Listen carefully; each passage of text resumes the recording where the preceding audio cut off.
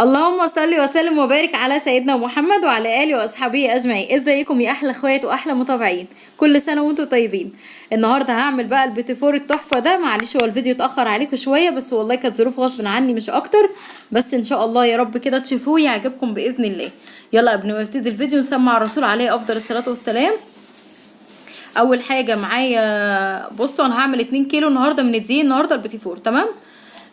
كيلو دي بياخد 800 جرام سمنه، زبده صفرا تمام. ولو انت عايزه تعمليه بسمنه على فكره عادي، تمشيها سمنه عادي او زبده عادي مفيش اي مشكله خالص. ده بيتيفور الكيس. لو هتعمليه بيتيفور بالمكنه بتشيلي 50 جرام من الزبده، يعني بدل ما 800 جرام زبده لا يبقى 750 جرام زبده، اللي هو كيلو الا ربع زبده او سمنه. بس تكون بتلعب بدرجه حراره التلاجة تمام. ما ينفعش تجيبيها سايحه من المطبخ وتشتغلي بيها على طول. تمام. هنا نزلت بيهم كده في قلب الطبق، كده في قلب الطبق، ونزلت بضرب فيهم كده بالمضرب زي ما انتم شايفينهم بالشكل دوت. ده معايا 600 جرام سكر بودرة. بتحطي 600 جرام، من 600 ل 700 جرام سكر بودرة، ده على حسب انت عايزاه طعمه مسكر قوي ولا مظبوط. هو مظبوط 600 جرام. طبعا ده الكيلو 300 جرام، الكيلو 300 جرام دول، عشان زي ما بقول لكم عامله 2 كيلو دقيق، يعني دول 600 جرام من الدقيق تمام. وطبعا معايا 6 اكياس فانيليا على كل بيضه كيس تمام. هاخد اربع صفار بيض واتنين بيضه كامله، يعني كل كيلو وبنزل بالبيض بيضه بيضه، كل ما بتختفي تماما بحط التانية تمام. يعني كل ما الكيلو بياخد 3 بيضات، يعني 2 صفار بيض وواحده صفار كامل. الصفار بيخليه ناعم قوي، لو عايزاه ناعم قوي قوي ما تحطيش بياض خالص، خلي 3 صفار بيض. لو عايزاه اللي هو فيه قرمشه شويه يبقى حطي صفارين و... وبيضه كامله. بصوا التكايه دي بقى اللي هتخلي لك طعم البيتيفور بطعم البرتقال. ده اسانس اللي هو البرتقال، شويه كده كانوا باقيين عندي من البسكوت وكده، فقلت خليهم يدوا ريحه ويعلوا التست بتاع البيتيفور ويمنع اي زفاره خالص. ودي ربع معلقه بيكنج باودر، يعني مسحه كده بسيطه بحطها على الدقيق. وطبعا الزبده تنتني اضرب فيها لحد ما بقت بالشكل ده. لازم تبقى معاكي كريمه خالص، ودي طبعا يكون منخول زي ما انا بعمله كده بالشكل ده تمام. وطبعا بتبتدي بقى تلم العجينه، ما بتعجنيش فيها جامد علشان ما تكونش معاكي عرق، يا دوب بس بتلمي العجينه، بتلمي بالشكل ده تمام. يلا تمام التمام. يلا حطوا لي لايك بقى، واللي لسه ما اشتركش في القناه يا ريت يشترك ويفعل زر الجرس عشان يوصلكم مني كل جديد باذن الله. وطبعا دي معايا البلبله اللي انا هقطع بيها البيتيفور. وده طبعا كنت بقطع حطيت طبعا البلبله ورحت قصه الكيس على قد يا دوب البلبله، ما ينفعش تبقى واسعه علشان ما تطلعش منك تمام. ونزلت بقى بتقطعي الشكل طبعا اللي انت عايزاه. انا طبعا مش عندي غير الشكل ده بصراحه، فانا هقطع بيه النهارده بقى وخلاص. وطبعا مش هعمل بقى بالمكنه، انا هعمله بقى كده، هو كده بصراحه اسرع يعني، وهيديكي برضو شكل حلو جدا. طبعا الصاج مش مدهون اي حاجه، ولا زيت ولا سمنه ولا اي حاجه تمام. ومولعه طبعا الفرن معايا يسخن، مسافه ما بتشتغلي على طول بيكون فرنك على طول سخن تمام. بقطعه بالشكل دوت. بصوا بيديني شكل الورده الحلوه جدا. وده طبعا لولي، بيتنقي اللولي طبعا اللي انت عايزاه، عايزه تعمليه ساده ماشي، عايزه تحطي لولي زي ما انا بحط كده، وبيديله شكل مش اكتر. بصوا بنزل عليها كده بالشكل دوت، حلو جدا جدا. وهحطه طبعا على درجة حرارة 170 وفي الرف الاوسط. وبصوا ما بياخدش حاجة. بصوا ده صاج تاني اهو، احط طبعا على الشبكة اللي في النص ووطي عليه، يعني 170 درجة حرارة 170. وطبعا الرف اللي فوق يعني بصوا زي الشمعة بالظبط، اللي هو طبعا ما بيلونش معانا البيتيفور، يا دوب بس مسافة ما نلاقيه كده اتحركت من مكانها، مسافة ما تحركيها بتلاقيها اتحركت. والوش التاني كده بقى ذهبي خلاص كده، يعني اللي هو بتاخد لون خفيف قوي تمام. وهنا قطعت طبعا الصاج التاني. وهنا بقى كنت بقطع الكريز وكده. طبعا انت عايزه تزيني التزيين ده ليكي مطلق الحريه فيه تماما، اعملي اللي انت عايزاه وزيني بالطريقه اللي تعجبك. بس اهم حاجه خطوات المقادير مظبوطه معاكي، هيديكي بوتيفور ولا احلى من كده ولا احلى من بتاع المحلات ولا اي حاجه. بصوا بجد تحفه. وطبعا بصوا البوتيفور خلاص اول صاجه اهو طلع معايا الحمد لله. بصوا شايفين جماله، لونه حلو جدا جدا جدا. هي دي درجه التسويه اللي انا بقول لكم عليها. وطبعا اللولي اللي احنا حطيناه ده بيدخل الفرن عادي جدا ما فيهوش اي مشكله اهو. بصوا جميله اهو تحفه. طبعا هنقطع بقى في الصاج تاني، يا دوب بتنضفي الصاج وتروحي مكمله عليه عادي وتقطعي تاني وهكذا وكذا لحد ما بتخلصي كل الكميه بالشكل ده.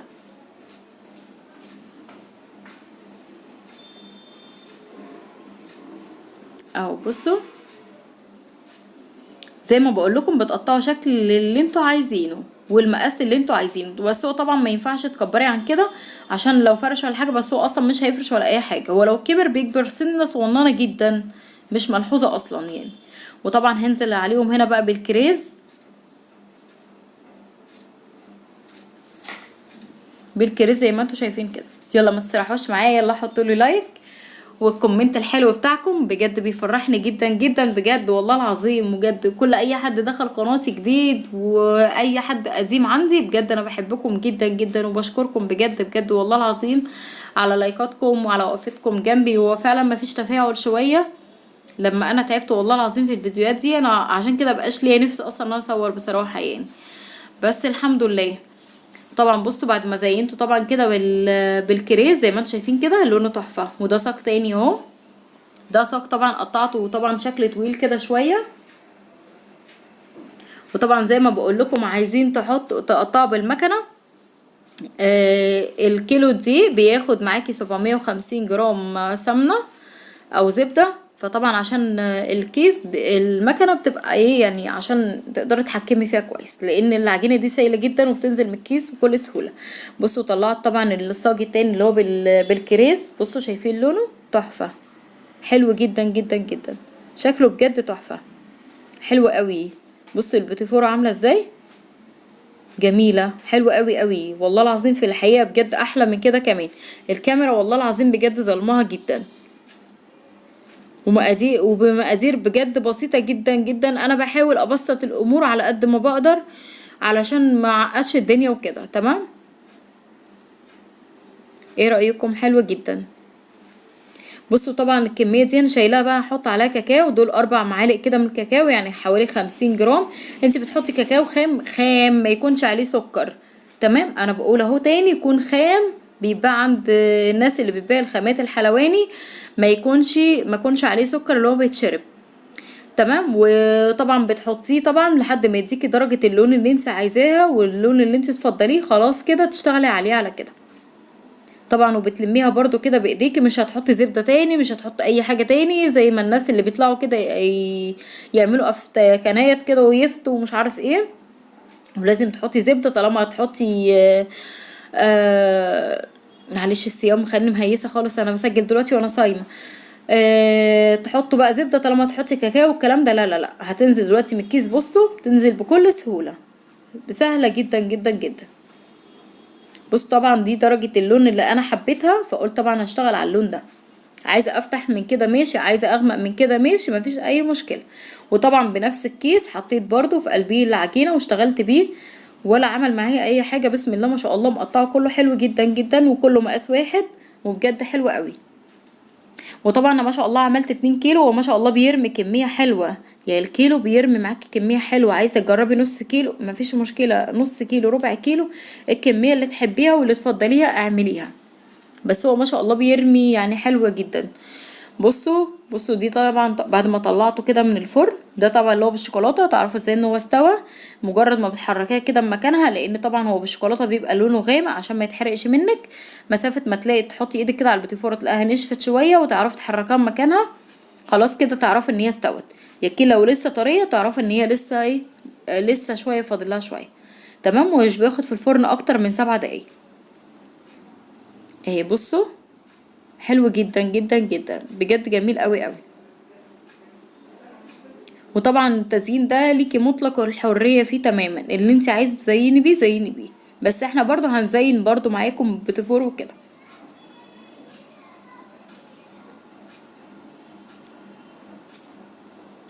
اهو بصوا لونه حلو جدا جدا جدا تحفة. هوريكم دلوقتي كده خلاص خلصت الكميه. بصوا ما شاء الله ال2 كيلو رمى معايا كميه حلوه، بعد ما ولادي ما شاء الله يعني اللي كان بيطلع من الفرن كانوا بياكلوا ما شاء الله على طول بألف هنا وشفا. طبعا كانوا بياكلوا. طبعا معايا حاجات بقى للتزيين، دي شوكولاته فرماسيه بني وشوكولاته فرماسيه الوان، وده جوز الهند، وده سوداني كده مطحون، ودي شوكولاته بيضه مسيحاها طبعا على حمام ميه وحطيت لها معلقه زيت او معلقه زبده زي ما انت عايزه. ودي طبعا مربى مشمش او مربى تين او مربى فراوله، النوع طبعا اللي بتحبيه وتفضليه. والتزيين ده زي ما بقول لكم الطعم اللي انتوا عايزينه اعملوا بيه. تمام. هبتدي بقى دلوقتي الزقه كده، بتحطي حته مربى كده في الظهر، وكل اتنين شبه بعض بتحطيهم على بعض اهو، بصوا كده بالشكل ده، وبتتكي عليهم بالراحه كده وتقفليهم وتنزلي عليهم بالشوكولاته. الشوكولاته دي زي ما قلت لكم، وده جوز الهند.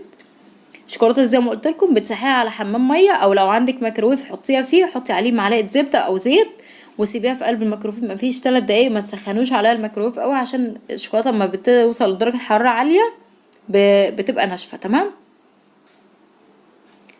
يا اما حمام ميه وتفضلي تقلبي طول الوقت، والميه ما تبقاش سخنه قوي. طبعا بصوا زي ما بقول لكم كل اتنين شبه بعض بحطهم في بعض واروح لازقاهم كده بالشكل ده. بصوا طبعا عايزه تحطي شوكولاته في قلبيه تمام مفيش مشكله، التزيين ده زي ما انت عايزه اهو. ايه رايكم؟ وده طبعا الساده اللي هو ما على وش اللولي ولا اي حاجه اهو. بصوا طبعا تنزلي فيه بقى بالشوكولاته فرماسيه، تنزلي فيه بالسوداني. عندك بقى عين جمل عايزه تزيني بيه برضو مفيش مشكله، تطحنيه وتزيني بيه. عندك فستق، عندك لوز، اي حاجه اي حاجه. وكل واحد طبعا بيجيب على قد امكانياته، وكل واحد بيجيب طبعا على قد مقدرته كده. وده طبعا اللي هو الطويل اللي عامل زي البسكوت، حلو جدا. ده طبعا برضو اللي هو الساده اللي مش عليه اللولي اللي هو بالشوكولاته اهو. بصوا وجوز الهند التشكيلي بقى زي ما انت عايزه، بتشكلي زي ما انت عايزه كده بالشكل ده. وبجد طعمه بجد والله العظيم ولا احلى من كده، وريحته بجد تحفه، ريحته حلوه قوي قوي. وانا بتكلم يا جماعه في الناس اللي بيقولوا البيتي فور ما ينفعش بسمنه، لا ينفع والله العظيم ينفع.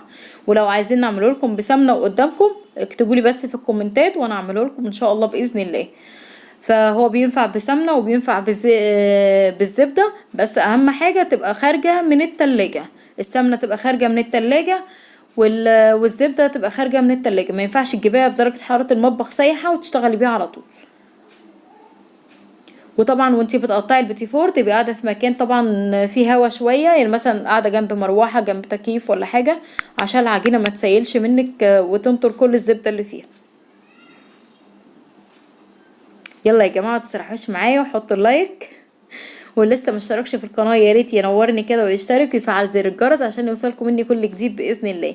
ويا ريت الناس اللي بيوصلهاش اشعار مني تلغي الاشتراك خالص وترجع تشترك تاني وتفعل زر الجرس وتدوس على كلمة الكل، عشان كل ما انزل فيديو باذن الله يوصل لكم اشعار بيه.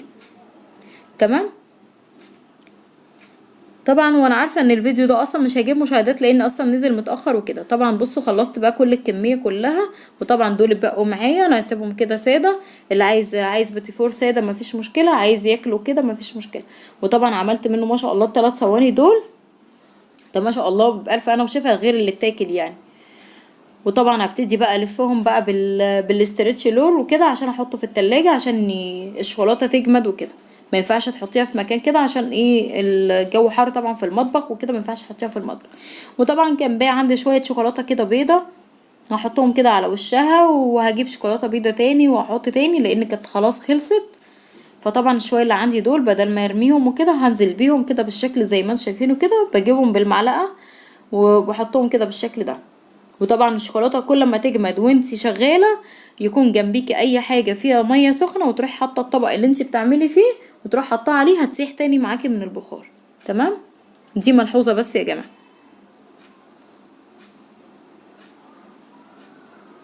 اهو. بصوا دي طبعا الشوكولاته البني برضو كان عندي شويه كده بنفس الطريقه، بنزل عليهم كده بنفس الطريقه كده اهو، يعني كشكل وطعم وفي نفس الوقت يديكي طعم احلى. يعني الشوكولاته لما تكون كتير في البيتي فور بتبقى حلوه جدا. بس طبعا زي ما بقول لكم ليكوا مطلق الحريه في كل حاجه. حلو جدا جدا جدا، لونه حلو قوي وشكله حلو جدا بجد مغري جدا. بصوا دي عندي جليتر بس طبعا ما عنديش فرشه للاسف، كان المفروض يبقى عندي فرشه عشان اعرف المع بيه، بس والله فعلا ما فيش وقت. انا قلت اخلص لكم الفيديو بسرعه لاني كان خلاص الوقت ما بقاش فيه وقت وبسرعه، فبصراحه اضطريت ان انا احطه بقى كده بايدي وخلاص يعني. وطبعا جبت هنا الاسترتش رول، بصوا بغلفه كده بالشكل اللي انتوا شايفينه دوت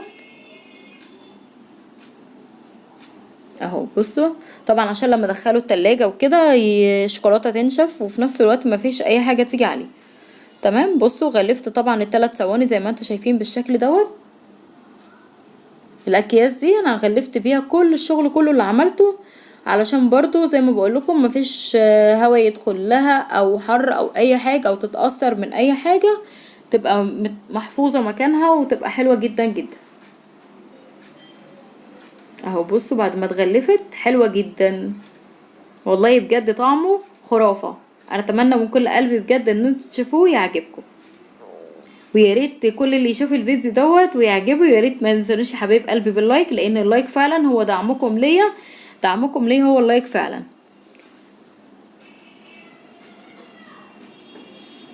اهو بصوا حلو جدا جدا جدا.